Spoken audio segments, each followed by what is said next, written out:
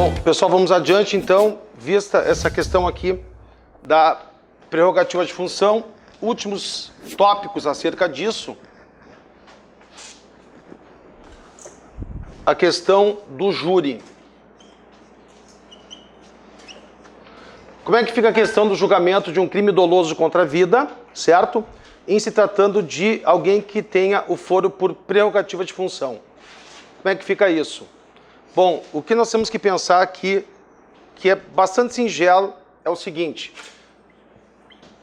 Aonde é que está prevista a competência para o julgamento dos crimes dolosos contra a vida e conexos? Está previsto no CPP, na Constituição, Lei de Locações, Constituição. E Constituição da República, certo? Então, olha só, vamos colocar o seguinte. Quando, por favor anotem, depois eu vou explicar, quando a prerrogativa de função,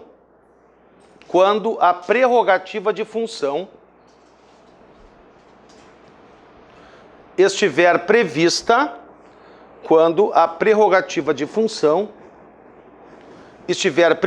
na Constituição da República, na Constituição Federal,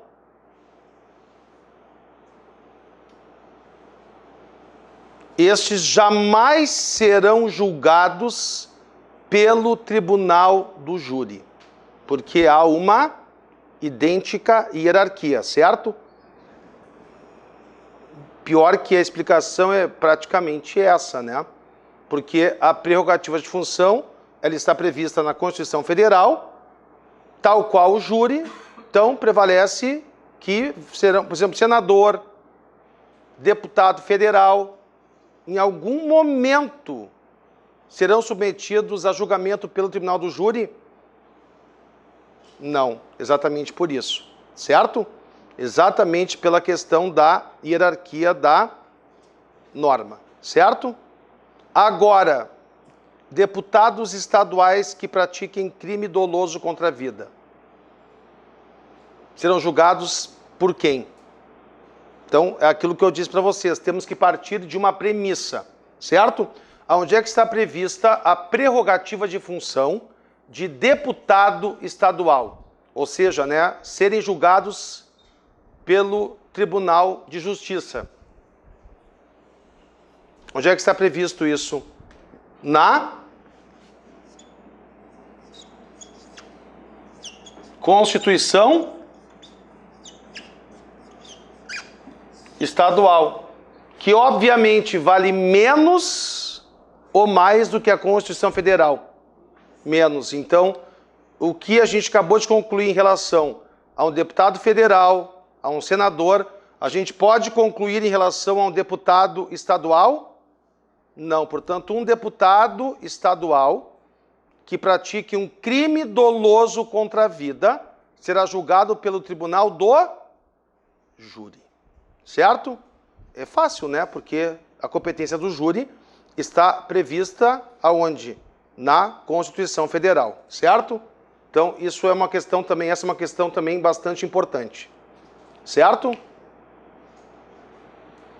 Aqui o princípio da simetria ficou como? Não ficou.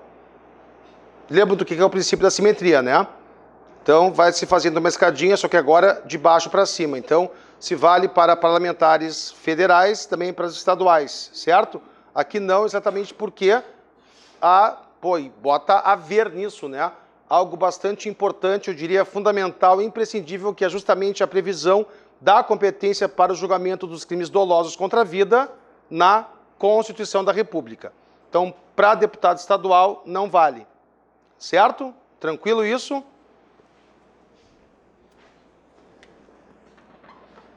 Basicamente, em relação à competência e razão da pessoa, basicamente, olha como tem coisa para falar, né?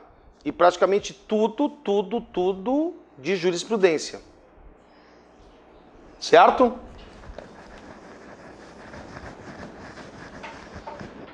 Vamos adiante. Agora, a competência em razão da matéria. Poderia ser tão rápido, né? Não fosse a Lei 13 13941 de 2017. Lembra dessa lei?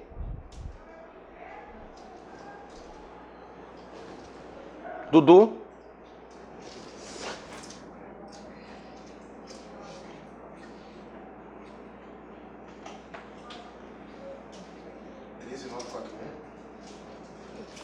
Agora me bananou. 13941 ou 13491? Super relevante isso, né? Claro, é 13941, né? Ou 491. Gente, a lei que mudou a competência... Mudou nada, né? Aparentemente, mas eu vou mostrar por que mudou tanto. Que mudou a competência da justiça militar. Lembram disso? Vou ter que trazer um gravador, assim, naqueles auditórios. Sim! Não! Competência em razão da matéria. Como a gente viu, também é uma competência absoluta. E como é que a gente começa, galera, a analisar a competência em razão da matéria? Como é que a gente começa? Sempre pelas chamadas justiças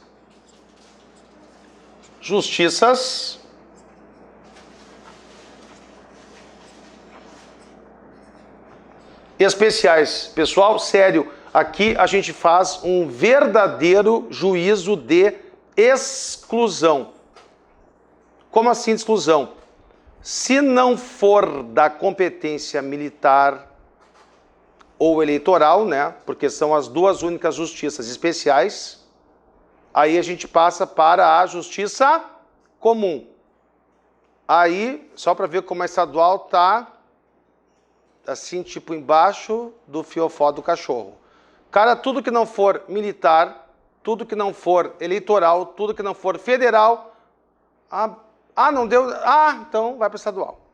Entenderam? Então nós não vamos encontrar um rol, entenderam? Como existe em relação às outras justiças de crimes que são da competência estadual. Tipo, é o pai de todos, o fura-bolho e o mata-piolho. Não coube em qualquer uma dessas anteriores, vai para a justiça estadual. Por isso que, geralmente, quais as perguntas feitas em relação a isso? Em relação a isso que eu digo da matéria. Agência de Correios, lembram? Crimes ambientais, lavagem de dinheiro, crimes contra o sistema financeiro, econômico, sonegação de tributos, entenderam? E geralmente, o que é que vai acontecer? Eles vão fazer justamente o caminho contrário. Eles vão dar todo um enunciado que, assim, ó, praticamente vai pegar tua mãe e vai te conduzir à competência federal. E assim, ó, cara, a gente, pior de tudo, lendo o enunciado, vai ter certeza de que a competência é federal, só que não. Estão entendendo isso? Não pensem, é prova do TRF, logo temos que privilegiar a competência federal. Aqui, ó, eles fazem justamente o contrário, entenderam? Eles fazem justamente o contrário. Acho que vocês não têm nenhum tipo de dúvida em relação a isso, né? Claro, pode acontecer e vai acontecer. Agora, a tendência é justamente o contrário. Porque vai dizer que a pessoa já não vai disposta, pré-inclinada a atacar tudo, justiça federal, não é? Quase sempre assim, só que cuidem porque as bancas, elas fazem exatamente o contrário. Mas não é concurso para o TRE, cara, mas a competência não é federal, pronto. Quais são, então, as justiças especiais? A essas alturas já devem ter visto a lei, né? Meu Deus do céu. Eu quero chamar minha mãe morreu, minha avó também, vou chamar quem agora?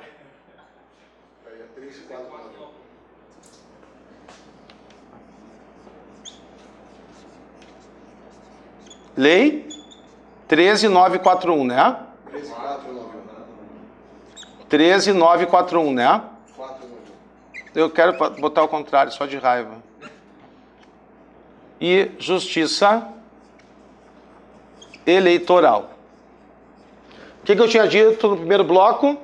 Manda quem pode e obedece quem precisa. Quem tem juízo também. Perfeito. Pessoal, o que aconteceu pós-lei 13.491 de 2017? Qual foi a origem? Temos que entender agora a natureza, né, a origem, o porquê que essa lei foi editada. Por quê? É que, senão não adianta, eu quero que vocês entendam a matéria. Porque decorar, é só mandar ler o artigo 9º do Código Penal Militar que a gente vai matar a questão. Certo? Qual foi a origem dessa lei aqui? Vocês acham que alguém iria para uma missão de guerra ou de paz sem o respaldo de uma modificaçãozinha? Ó a modificaçãozinha. Na competência da Justiça Militar? Não, falando sério. Hã? Ou era um presidente, à época, lembram? Quando autorizou, quando liberou o quê? Forças nacionais para fazer a segurança no Rio de Janeiro. Lembram disso? Olha que casualidade, justamente aí, pronto, bingo, mudou a competência. Não acharam assim muita coincidência? Sério. Cada vez mais eu tenho a nítida, concreta impressão de que vocês se imaginam na Noruega, na Holanda, na Suécia. Sério. Gente, eu estou falando sério, por que vocês pensam que mudou casualmente a competência da Justiça Militar, ampliando-a sobremaneira, casualmente? Mas eu acredito em milagre, Papai Noel, essas coisas, justamente quando foram deslocadas as tropas federais para o Rio de Janeiro. Hã? Não, sério, por quê? Entenderam, né? Então, o que acontece?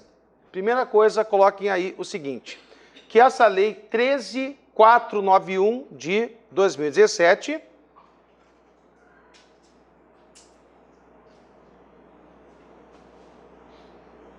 deu à Justiça Militar,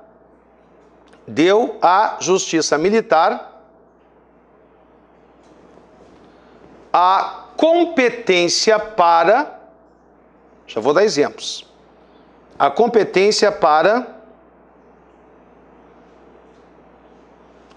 o julgamento, isso sempre foi assim, né? Para o julgamento dos crimes militares, agora eu vou falar do óbvio, mas é importante que vocês anotem, dos crimes militares previstos no CPM. Aí, professor, coisa óbvia, calma que eu vou falar agora, vocês vão ver que não é tão óbvio assim. Ou seja, só parem um pouquinho, prestem atenção. Crimes militares. Então, qual era o critério que regia a competência militar? Era em razão da lei, entenderam? Tudo aquilo que estava, quer dizer, toda a conduta penal incriminadora que estivesse prevista, mas só as que estivessem previstas no Código Penal Militar antes dessa lei, ou seja, um número bem reduzido, né, de delitos. Bom, reduzido que eu digo perto do que tem agora, né?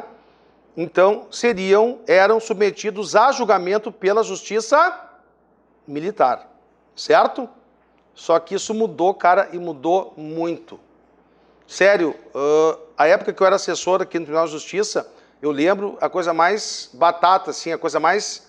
o Dudu adora que eu fale batata, porque diz assim, dá pra ver que tu é da década de 10, mas enfim, né, do século passado, mas... Cara, nunca, imagina, se alguém me dissesse, ó, algum dia vai ter o tempo em que a Justiça Militar vai julgar o crime de abuso de autoridade. Eu ia ter um infarto, sério. Porque, galera, abuso de autoridade, por questão até óbvia, né? Será que é um crime que está previsto no Código Penal Militar? Ainda mais que é um crime, ou melhor, né, uma lei que foi criada justamente em que época? Na época da ditadura. Tanto que eu tenho pena da pena combinada para esses crimes, é altíssima. Não prescreve nunca, 6 meses de detenção, certo? Mas sério, o que acontecia sempre? Abuso de autoridade, caso concreto, certo? O policial militar praticava o quê?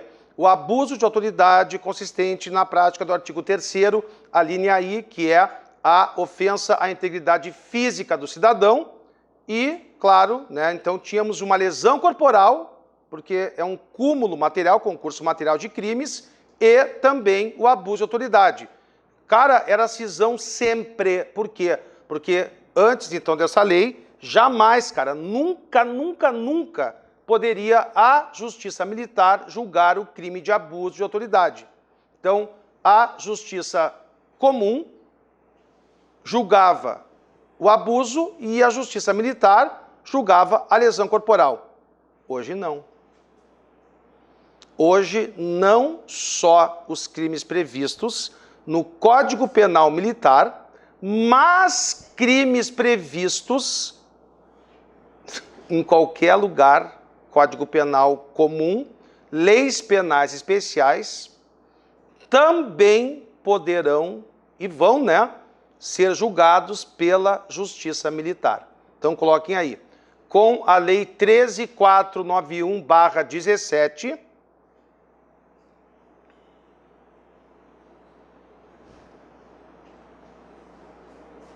não apenas crimes militares previstos no artigo 9º do CPM, não somente crimes militares previstos no artigo 9º do CPM, vírgula, mas quaisquer crimes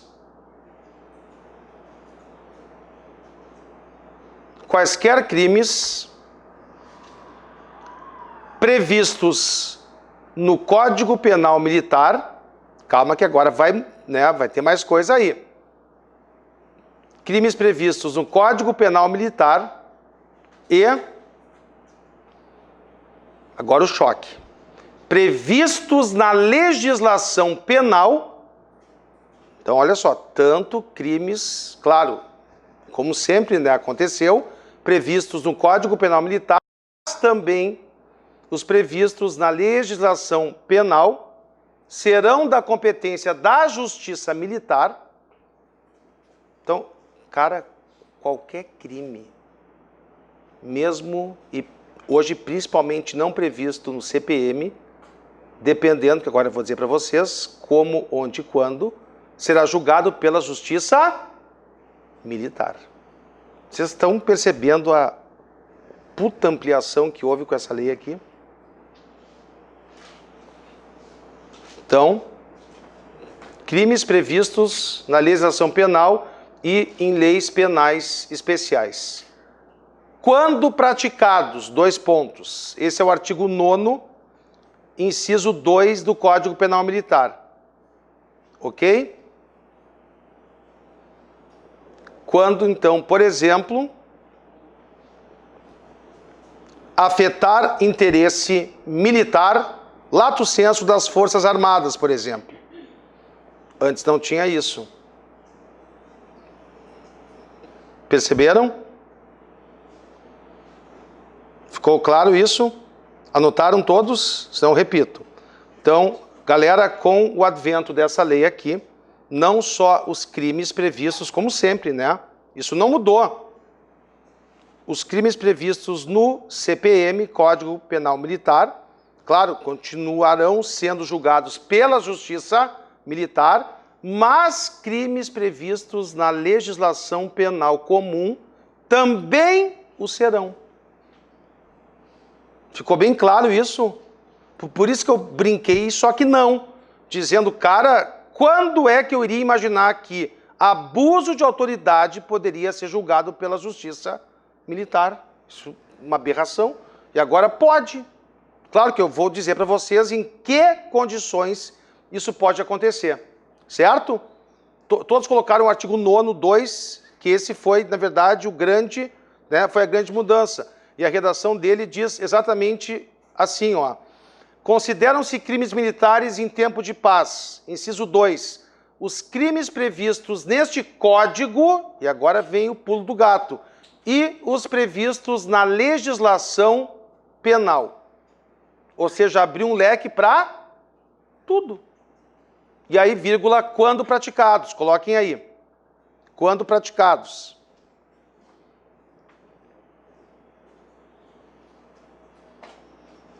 exatamente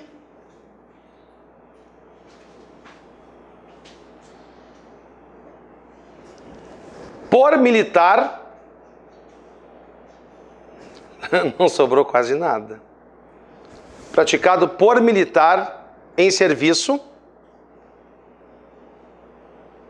A lei fala em situação de atividade, mas, enfim, vírgula, ou assemelhado, então em situação de atividade ou assemelhado, vírgula, contra o patrimônio sob a administração militar, já vou dar exemplo, contra o patrimônio sob a administração militar, vírgula, ou a ordem administrativa militar. Cara, quando afetar interesse militar, mesmo não sendo um crime propriamente militar, vai ser julgado porque afetou interesse militar, vai ser julgado pela justiça militar. Coloquem aí exemplo. Sob a administração militar ou... Sob a administração militar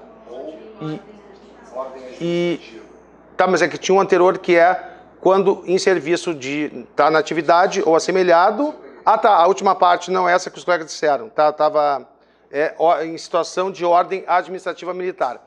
Coloquem o seguinte exemplo, tá? Lei 8666, a besta, só para a gente realmente não esquecer. Lei de licitações, tá? Lei 8666 de 93. 2 pontos. Imagine-se o caso em que um sargento do Exército, imagine-se um caso em que um sargento do Exército, vírgula, modo ilegal, vírgula, contrate sem licitação, que danadinho, hein?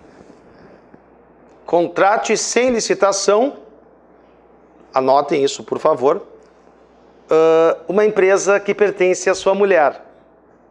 Coincidência, né?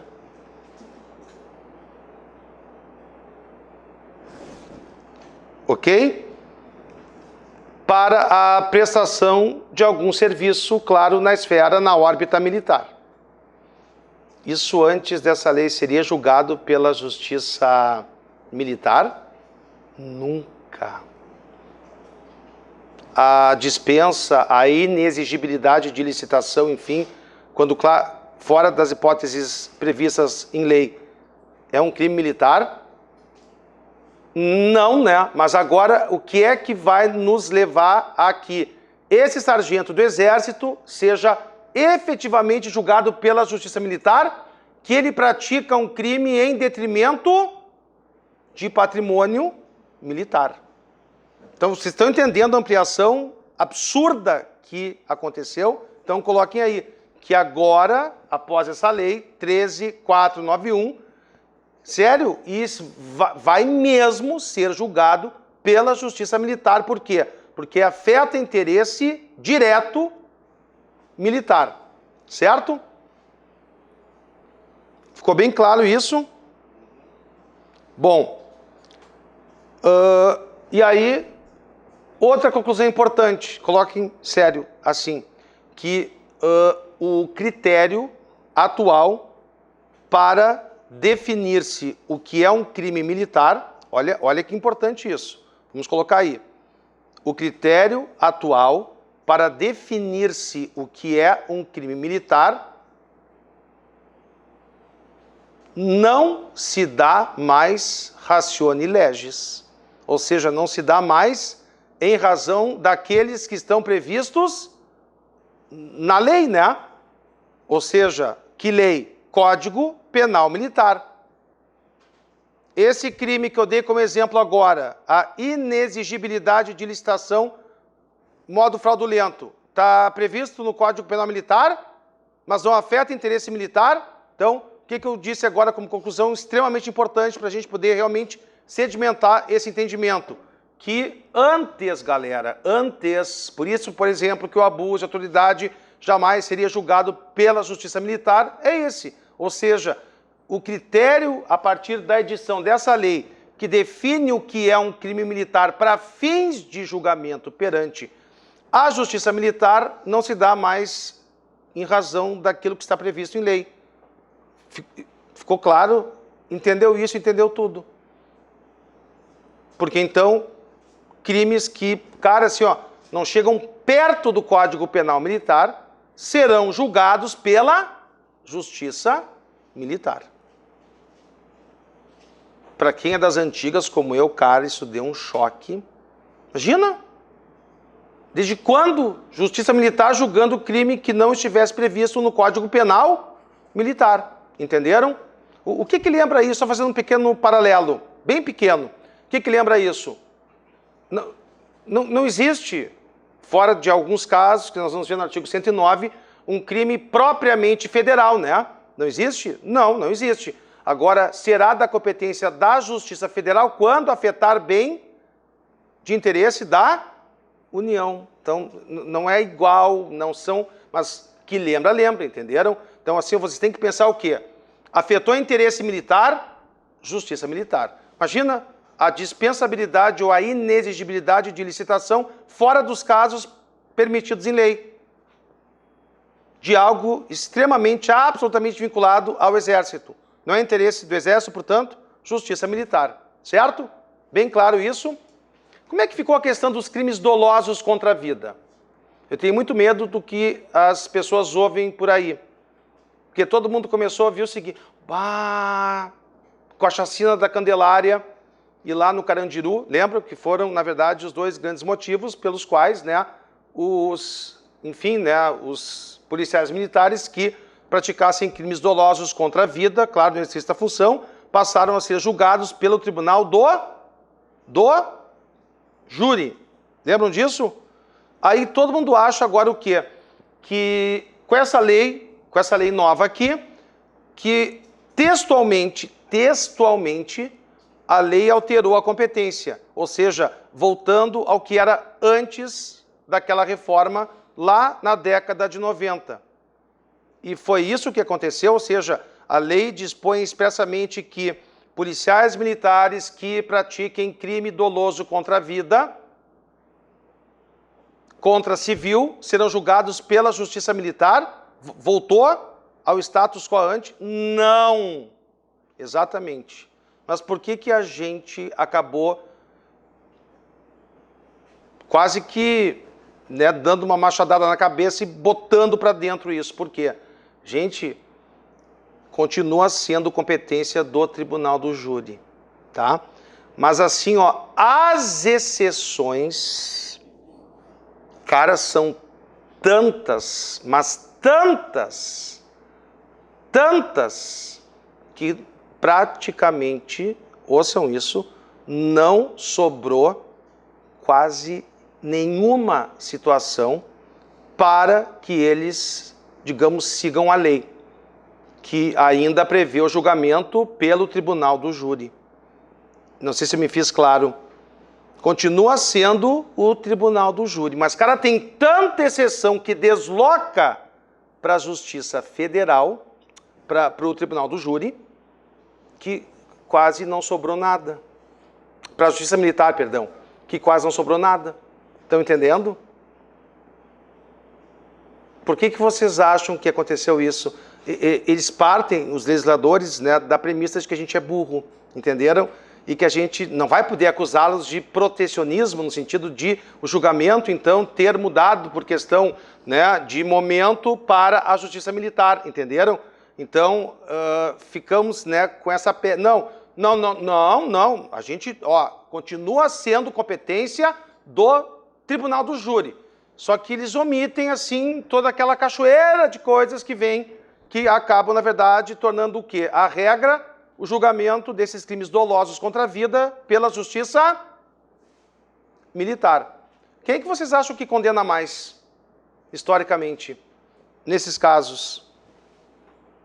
A gente tem uma lenda urbana, porque há muito corporativismo, né, em algumas instituições, mas vocês sabem, né, que no momento em que a competência passou para o Tribunal do Júri, o número de condenações dos policiais, cara, caiu numa PG. É a única coisa que eu lembro de matemática. Só PG era assim, PA era assim, né? Pois é, caiu numa PG. Gente, vocês acham que a população que não aguenta mais a falta de segurança vai condenar o policial militar, por maior que tenha sido, se for o caso, a atrocidade que ele tenha cometido? Sério, qual que vocês acham que é a tolerância do Tribunal do Júri para com o policial militar? Ele é o Deus deles, cara. Ele é o cara que está protegendo, entenderam? Isso é estatístico. As condenações diminuíram horrores.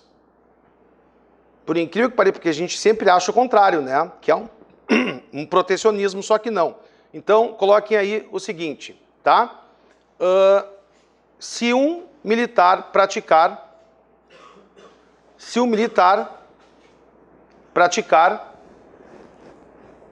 vírgula, no exercício da função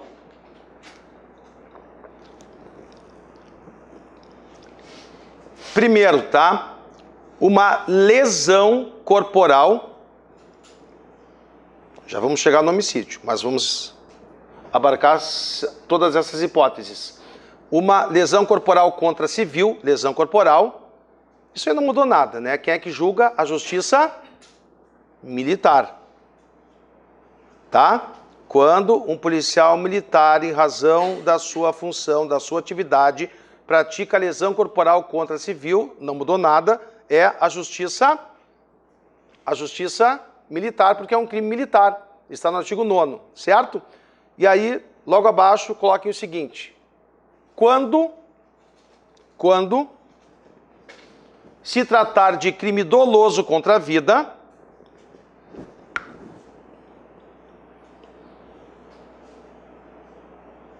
praticado por militar em atividade,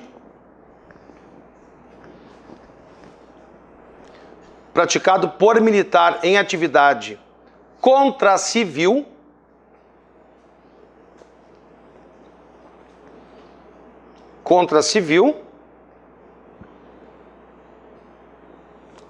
vírgula, segue o julgamento pela justiça comum. Exatamente como eu havia dito, né? Ponto. Isso com base na nova redação, anotem, por favor, isso com base na nova redação do artigo 9º, parágrafo 1º do CPM. Vocês estão entendendo por que eu estou demorando mais aqui, né? Porque isso aqui vai cair, certo? É uma mudança significativa. Certo? Então, ficou bem claro, competência do Tribunal do Júri. Agora vamos às exceções. O que eu tinha dito para vocês? São tantas, entre muitas aspas, as exceções, que praticamente não vai sobrar nada para que o Tribunal do Júri julgue. Entenderam? Então coloquem aí, exceções. Crimes dolosos contra a vida.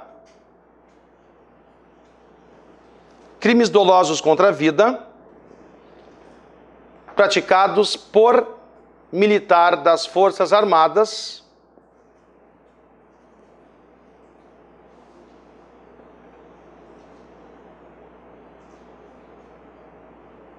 contra civil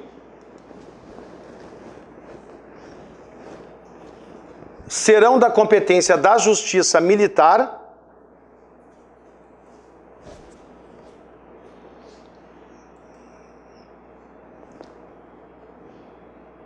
dois pontos, nova linha, praticados, aqui está bem o caso que eu falei para vocês, né? Se praticados no cumprimento de atribuições, foi o que aconteceu, né? No Rio de Janeiro, no cumprimento de atribuições dadas pelo presidente da República. Foi na época do Temer ainda, lembram? Então, atribuições dadas, estabelecidas pelo presidente da República ou ministro de Estado da Defesa.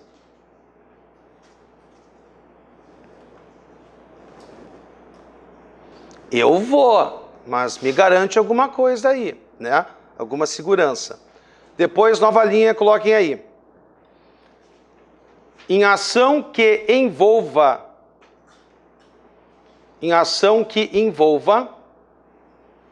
a segurança de instituição militar. Em situação que envolva a segurança de instituição militar,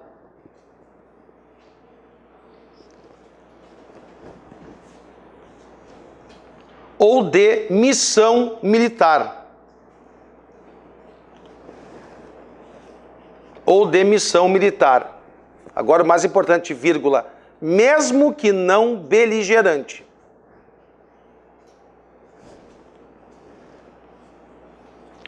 Terceiro,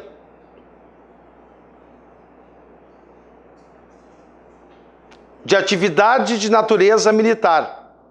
O que sobrou aí para o júri? Nada. De atividade de natureza militar, vírgula, de operação de paz,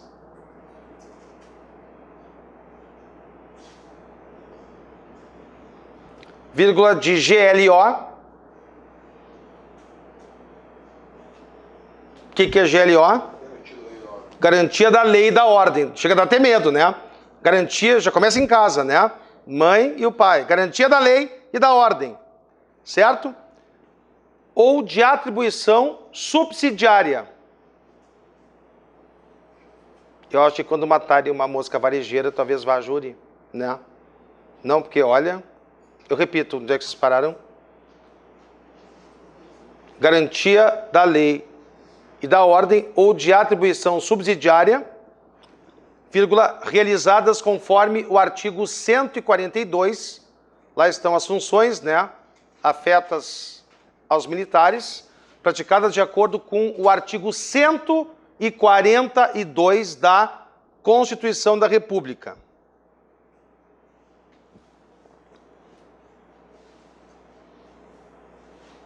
E aí, logo abaixo, coloquem o seguinte: as exceções são tão grandes, para quem ainda não anotou, as exceções são tão grandes que, vírgula, na prática, olha aonde é que nós vamos chegar. Na prática, vírgula, tirando a situação em que o militar não estava em serviço. Perceberam? Que absurdo. Que o militar, então, não estava em serviço. Vírgula, quase, todas as demais irão a julgamento pela justiça militar. Gente, é tanta exceção que, portanto, tira do júri que praticamente o que sobrou? Sobrou quando, mas é óbvio, né? O que vai ter a ver com questão militar? Quando ele praticar um crime doloso contra a vida de um civil e que ele não esteja no exercício das suas funções. Ou seja, né? Praticamente nada, absolutamente nada. Certo? Ficou bem claro isso? Tranquilo? Justiça eleitoral. Qual a decisão que a gente teve recentemente? Por isso que eu disse no início, eu botei o pé aqui, o que eu disse para vocês? Jurisprudência. O que o Supremo Tribunal Federal decidiu no dia 14 de março? 14 ou 19, agora não me lembro. O dia exato. O que eles decidiram? Mas não afetou todo mundo, afetou alguns. Coloquem aí que os crimes de caixa 2, o que é caixa 2? Eu não sei até hoje muito bem, mas os crimes de caixa 2 e conexos serão julgados pela Justiça Eleitoral. só para que vocês então entendam na prática. O que a Procuradoria-Geral da República disse quando essa decisão foi tomada pelo Supremo? Que a partir de então, como historicamente acontece, palavras da PGR, tá? Não vão pensar que eu que estou reproduzindo, que eu estou, digamos, né, incutindo na cabeça de vocês. Impunidade. Por favor, coloquem aí, certo? Impunidade pela própria característica da justiça eleitoral, que mais do que nunca, mais do que tudo, é uma justiça eminentemente política. Entenderam? Então, aquilo que sempre aconteceu, o quê? O julgamento, né? Pela justiça comum e, claro, eleitoral, para alguns, estritamente o crime eleitoral. Mas o que prevalecia? Que mesmo os crimes eleitorais conexos seriam julgados pela justiça comum. Entenderam? Agora não. Agora se busca o julgamento, não, vocês entenderam bem a diferença? Não só dos crimes eleitorais, mas também daqueles que sejam a eles conexos. Vocês acham que a justiça eleitoral ela tem um preparo, assim, né, uma estrutura para um julgamento mais célere ou não? Não, pessoal, falando sério. Não. E exatamente por conta disso é que houve essa alteração. Certo? Eu já disse, ela não foi legal. Ela, na verdade, foi o entendimento do Supremo Tribunal Federal, adotado agora em março de 2019. Certo? Tanto que vocês devem lembrar, houve a impetração de um habeas corpus, né, por parte de um político, querendo exatamente o quê? O reconhecimento da nulidade do seu processo, né, do julgamento, por conta da incompetência absoluta em razão desse novo entendimento. Entenderam?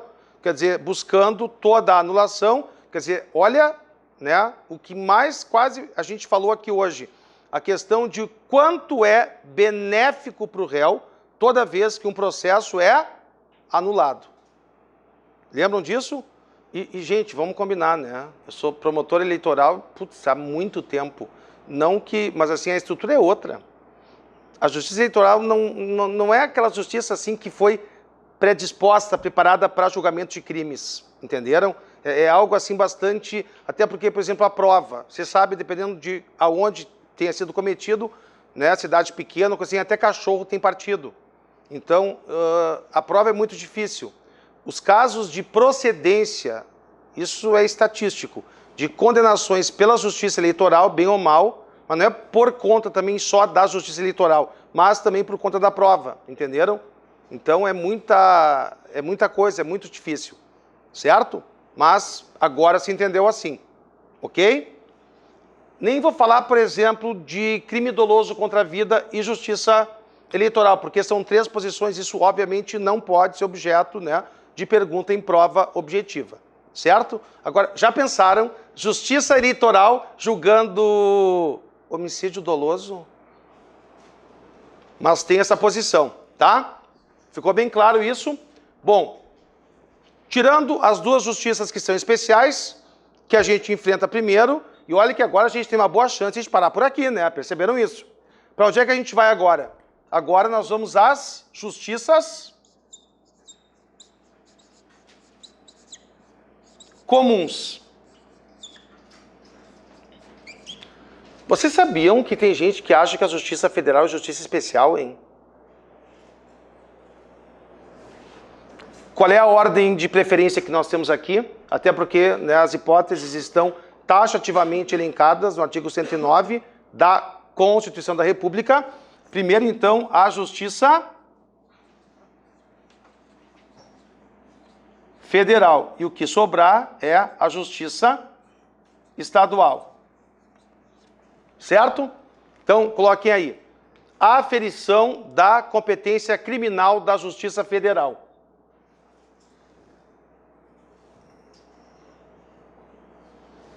Primeira questão importante. As hipóteses estão taxativamente previstas. As hipóteses estão taxativamente previstas no artigo 109 da Constituição da República. Por que eu estou falando para alguns, talvez, o óbvio ululante aqui? Hipóteses taxativamente previstas. Ou seja, nós não podemos, obviamente, então, né, ampliar o rol de crimes a serem julgados pela Justiça Federal. Por que é que eu estou dizendo isso? E que é extremamente importante. Vamos brincar do seguinte, tá? Que é uma brincadeira ótima, todo mundo adora. Quer ver? Se eu pudesse escrever e ver a cara de vocês ao mesmo tempo, eu queria, né?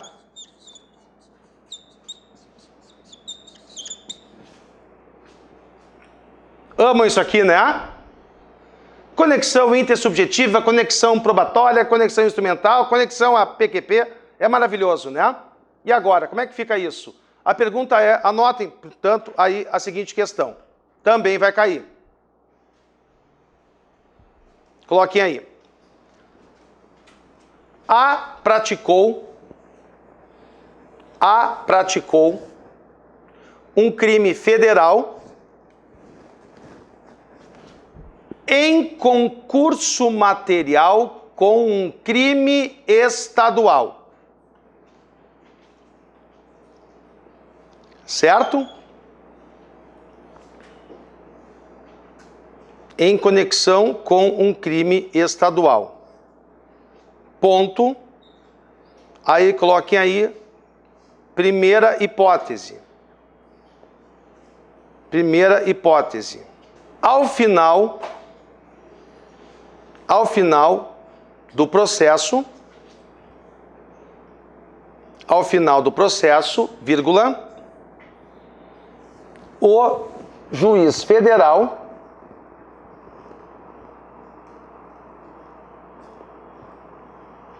decide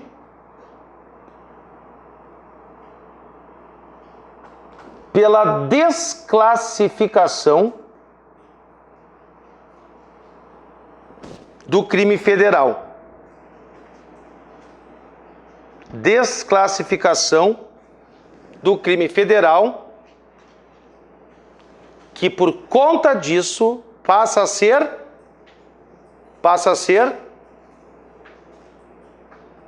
estadual.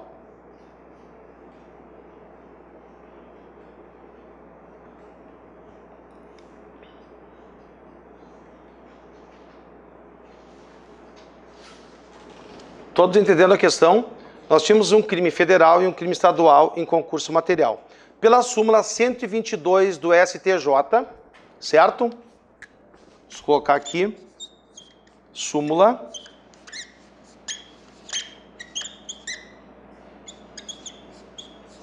A quem compete o julgamento, nesse caso? A Justiça Federal, certo? Aí, olha só, aos 44,9 do segundo tempo, o juiz federal, né, onde está tramitando esse processo, um crime federal e um estadual, ele resolve desclassificar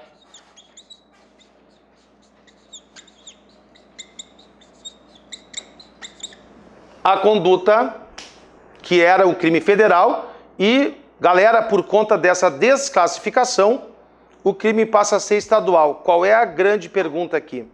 Se o crime estadual... Por que o crime estadual estava aqui na Justiça Federal? É só pensar isso, é só partir da premissa correta que a gente vai acertar de barbada. Por conta da conexão com o crime federal. Não era por isso? Não era o que vinculava ele de maneira artificial à Justiça Federal? Tá, cara, mas o crime que outrora puxou esse para a Justiça Federal foi desclassificado. Será que permanece competente o juiz federal para julgar o outro crime, no caso o estadual, mas que só estava ali porque havia a conexão, mas agora o que chamou não existe mais porque ele passou a ser estadual? Essa é uma bela pergunta. Todos enxergaram a pergunta, isso é importante. E agora, o juiz federal segue competente para julgar ambos? Não.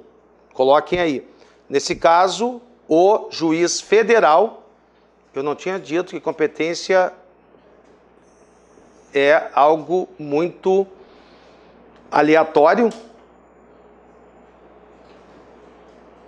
não permanece, vou explicar por quê. Não permanece o juiz federal para o julgamento do crime estadual, certo? O que a pessoa coerente estaria falando agora, assim, pensando? Pô, só um pouquinho, cara. Não. E a economia processual e tudo mais, né? Porque a desclassificação, ela só pode acontecer aonde? Em que momento?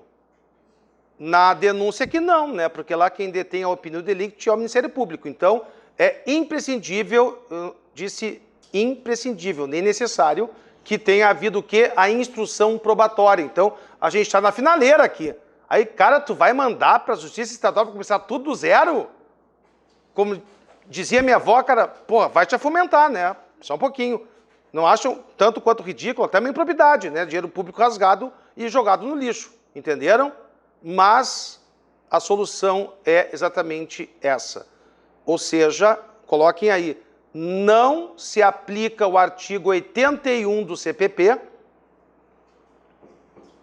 Se vocês aplicarem, nesse caso, o artigo 81 do CPP, que prevê a perpetuatio jurisdicionis, vocês vão errar, mas que seria o certo, né? Pela economicidade, tá? Mas não é nenhum. Nós iremos fazer incidir, tá? O artigo 383, coloquem aí, 383, parágrafo 2º, 383, parágrafo 2º e 384, parágrafo 3º. Vamos lá, agora a gente vai se benzer. Que institutos são esses? Lembram? E que aqui tudo parece, né, contaminado, mas tá mesmo. Galera, vocês lembram quais são os artigos 383 e 384? Olha só, no mais das vezes, por que uma determinada infração penal é desclassificada? Lembram? Por conta da incidência ou de uma emendácio ou de uma mutácio libelli, tá? Artigo, então, ó, 383, parágrafo 2º do CPP. Bom, primeiro, né, o artigo 383 do CPP trata do quê? Trata do instituto denominado emendácio libelli. O que é emendácio libelli? A emendácio libelli é uma mera alteração jurídica. Certo? Por que eu falei mera? O réu se defende da alteração ou do aspecto jurídico, tipo do artigo de lei colocado ao final da denúncia, ou ele se defende do fato descrito na denúncia.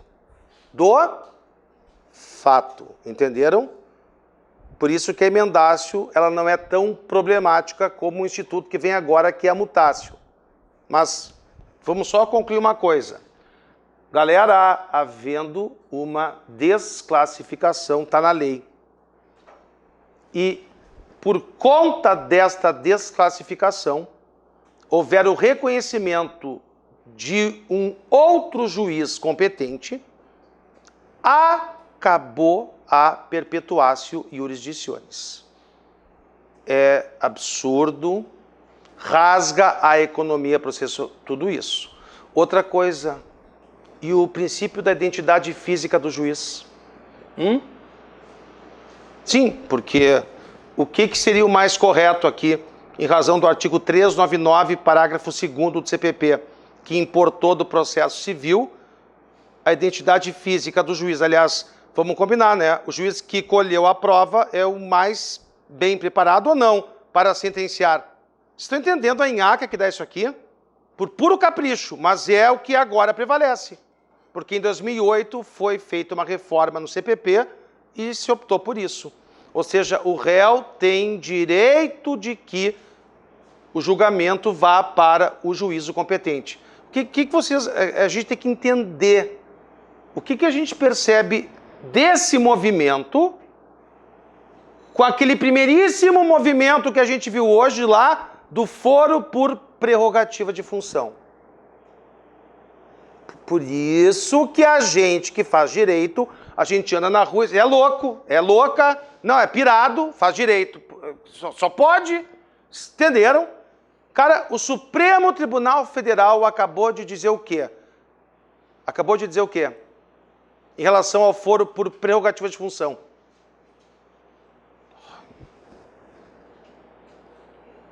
Vocês estão entendendo que tudo muda conforme o andar da carruagem?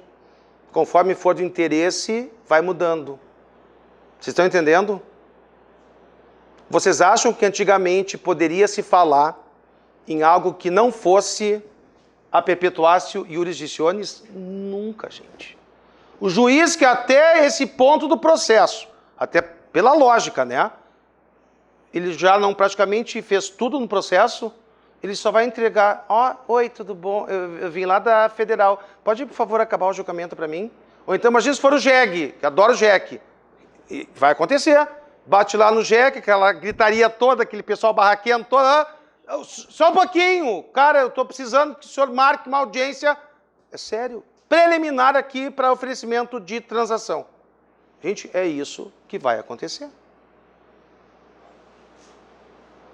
Estão entendendo? Eu também não entendi essa parte. Nem sei como é que eu estou explicando isso. Mas vocês estão entendendo que para, basicamente, assuntos muito parecidos, a gente tem, dependendo do momento histórico, uma conclusão ou outra? Tipo, eles estão brincando com a gente um pouquinho assim, sabe?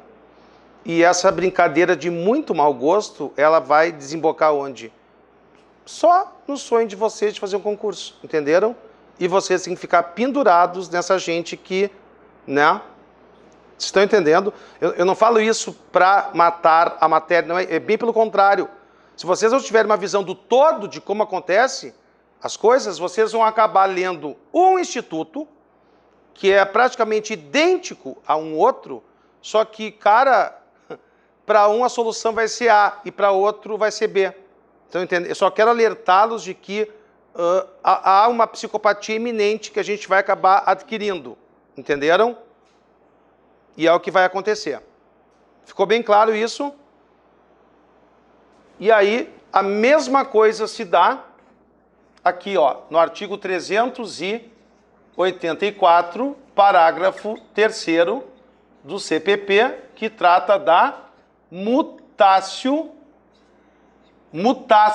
não mutatio. Mutatio libelli. Por que a mutatio libelli é piorante do que a emenda? Piorante, um aluno um dia falou, o senhor está piorante. Quando eu ia corrigir, cara, perfeita colocação. Porque não tem como não entender, né? Por que a mutatio libelli é piorante em relação a emendácio? O que eu acabei de falar? O réu se defende dos fatos ou se defende do artigo de lei colocado ao final da denúncia? Dos fatos, né? Como é que a gente define corretamente, como fez o Gustavo Badaró, o único que fez de maneira adequada, a mutatio? Alteração do fato imputado, do fato. E não é o fato a fonte de defesa do réu, hein, galera? Não é o fato. Então, se houver alteração do fato, pô, fúria mais embaixo, né? Então, o parágrafo 3º do 384 diz o quê?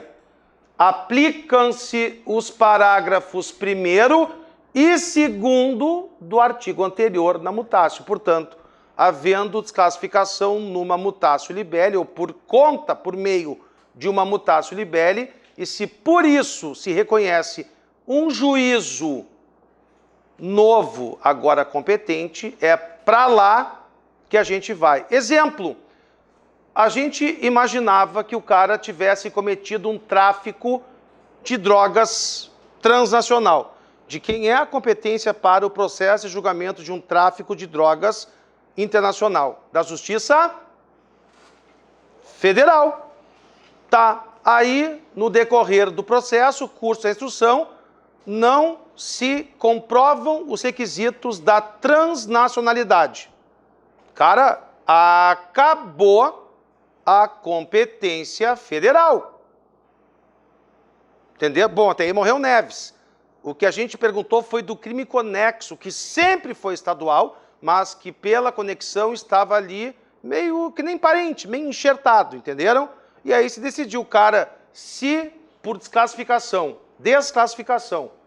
o crime federal, portanto, outrora federal, agora estadual, o outro, que era e foi sempre estadual, que estava ali só de enxerto, não tem mais razão de permanecer sendo julgado pela Justiça Federal. O que eu falei logo quando eu abri o trabalho aqui em relação ao 109? Que a competência da Justiça Federal é taxativa. O que nós estaríamos, no mínimo, fazendo se nós mantivéssemos o julgamento, nesse caso aqui, do crime estadual, que só estava ali pelo federal, que não tem mais? Nós estaríamos ampliando, não é nem ilegalmente, né? É inconstitucionalmente, porque esse artigo 109 está na Constituição. Vocês estão entendendo? A gente estaria ampliando o rol de crimes julgados pela Justiça Federal, crime estadual, sem conexão. Entenderam? Então, isso não pode ser feito. Ficou bem claro? Tranquilo? Essa é a primeira hipótese. Agora coloquei aí segunda hipótese em relação a isso.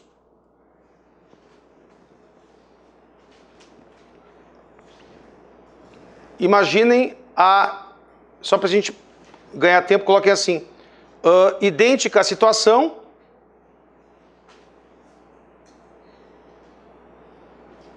vírgula, mas o juiz declara extinta a punibilidade do crime federal.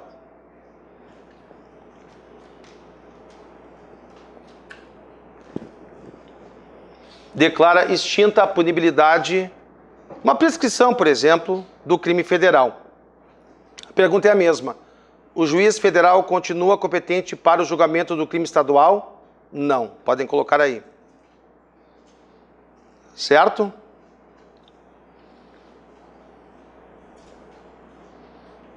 Se houver a declaração de extinção da punibilidade do crime federal, o estadual, que só estava ali a passeio, porque estava de mãos dadas com o federal, mas cuja punibilidade foi declarada extinta, automaticamente leva o julgamento desse estadual para a justiça estadual. Por que muitos colegas que eu observei agora fizeram uma cara de choque maior ainda? Porque estão sabendo, né? Qual é o efeito de uma decisão que declara extinta a punibilidade? Não se equivale ao mérito absolutório? E você vem me dizer que o juiz julgou um mérito. E mesmo assim o crime estadual vai para a justiça estadual. É brabo, né? Estão entendendo que não tem coerência nenhuma? Vamos lá, a terceira hipótese. Eu estou falando isso, né, já vi que vão ter nojo de mim, mas é porque eu só peguei as questões da banca. Se for para matar, matem a banca, tá? Terceira hipótese, coloque o seguinte. Imagine-se que no momento da sentença não haja prova para condenar o réu pelo crime federal. No momento da sentença, não haja prova para condenar o réu pelo crime federal. E, portanto, ele deve ser, obviamente, absolvido.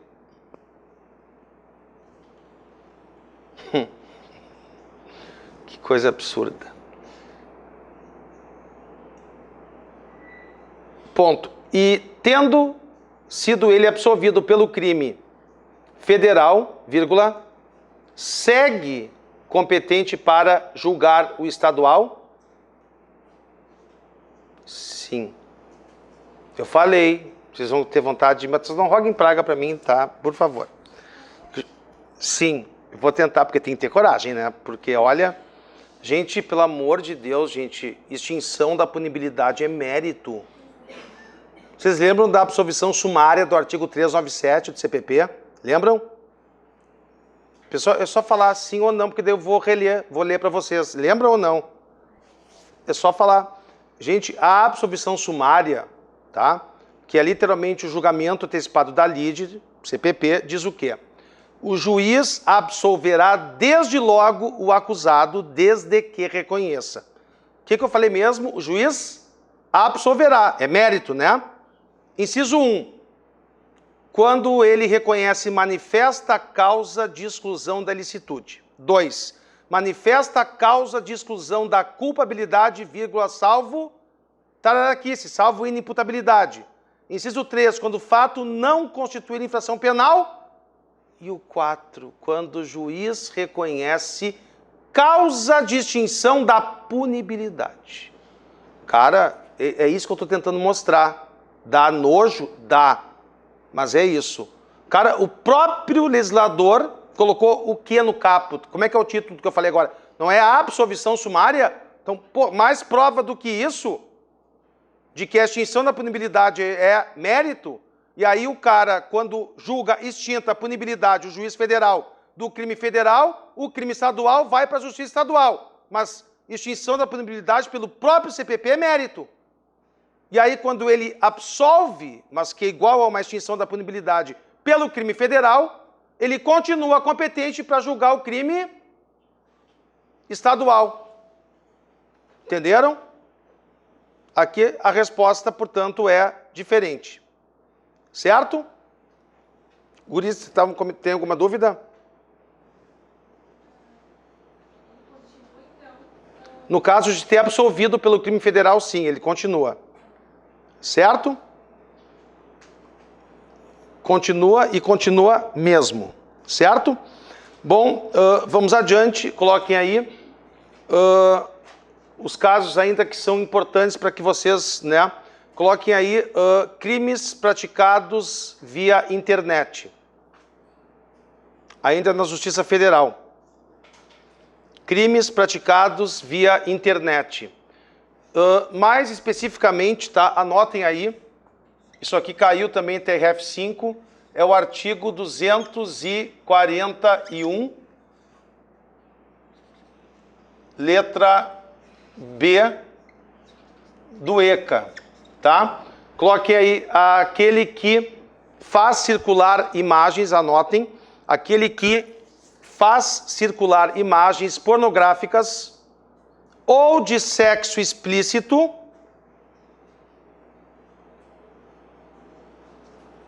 envolvendo criança e adolescente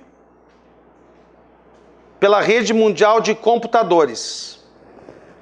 E aí? De quem é a competência? Coloquem assim, quando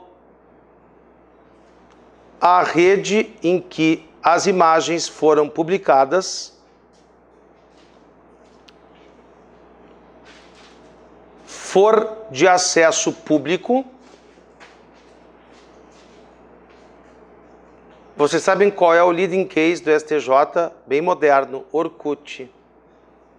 Orkut.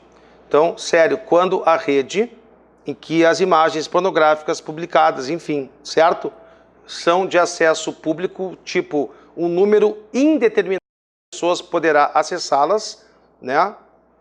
Proliferação, portanto, muito grande, a competência é federal. Agora só, pelo amor de Deus, não me digam que a competência nesses casos sempre vai ser da Justiça Federal, tá? Porque não vai ser.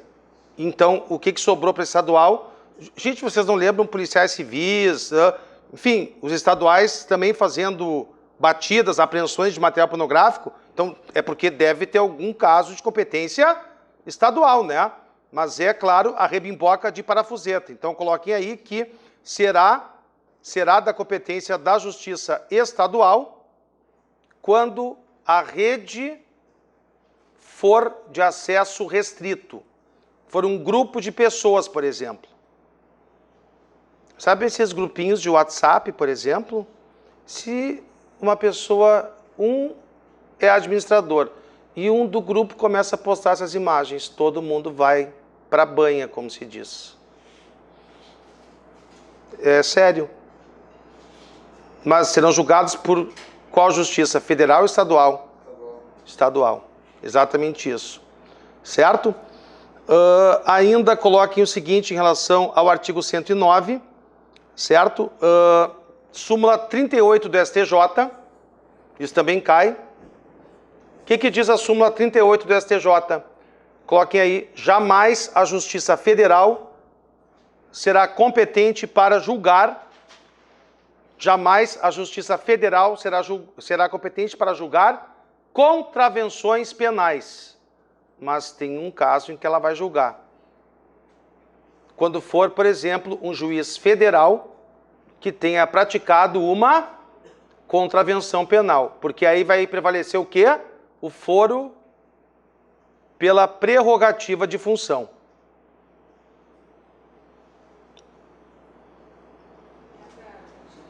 Sim.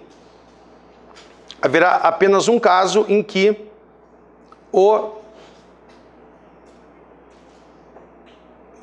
a Justiça Federal vai julgar a contravenção, que é o caso de prerrogativa de função. Mas o contrário vai haver cisão, ok? Outra questão importante, coloquem aí. Quem é competente para julgar crimes cometidos? Isso sempre cai, é batata, sempre. Qual é o órgão, a justiça competente para julgar crimes praticados contra sociedades de economia mista? Federais, é claro. A justiça tem súmula 42 do STJ. Galera, a competência é da justiça estadual, tá? 42. Por exemplo, se houver um roubo praticado contra o Banco do Brasil, quem é que julga? Justiça estadual. Olha que coincidência, caiu uma questão da banca de vocês que era a seguinte. Os caras cometeram um crime contra o Banco do Brasil, mais fácil impossível, né, a questão, e uma contravenção penal contra a CEF, a Caixa Econômica Federal, que não é uma sociedade de economia mista, mas era uma contravenção. Por isso que eu estou dizendo, se você não olhar com calma, com atenção, a gente erra. Quem é que é competente? A Justiça Estadual, né, para ambos os casos, certo? Bom, já estamos com o tempo estourado, mas a gente vai continuar na próxima aula para falarmos daí mais claro sobre a questão da competência em razão do lugar, que na verdade é a mais tranquila, né? Vocês sabem que pelo artigo 70 do CPP, o que prevalece? O lugar em que o crime se consumou, portanto, a teoria do resultado, certo? Mas a gente vai ver as regrinhas, tudo bem tranquilo, tá? Foi um prazer, então nos vemos na próxima aula.